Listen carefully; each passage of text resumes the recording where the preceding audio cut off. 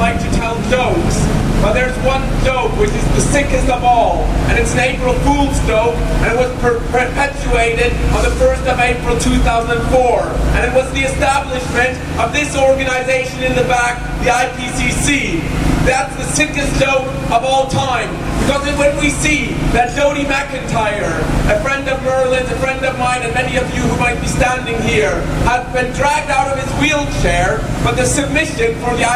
the complaint against the IPCC supposedly was too late. It's just a sick joke where police officers get away with dragging disabled people out of their wheelchairs. It is also a sick joke that Alfie Meadows, a student protester and a friend of mine, was battened over the head and no police officer was brought to justice, and he faces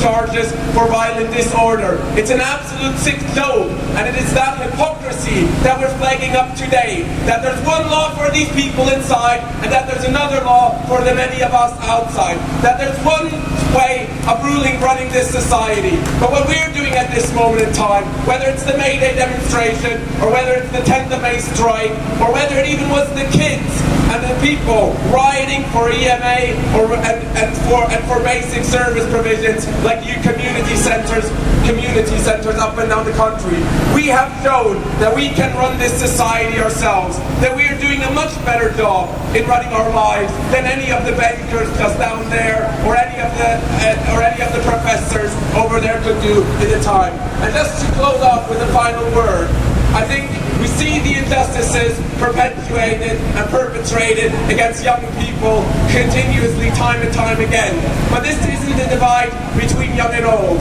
We see black people in our communities being stopped and searched thousands of times before they reach the 18th year. But this isn't about being black or white. No, this is fundamentally about rich and poor, about the poor having to pay the cost of an economic crisis that we didn't create, about the poor having to pay the bill that the bankers created, and ultimately we should make sure that the IPCC is part of the 1%,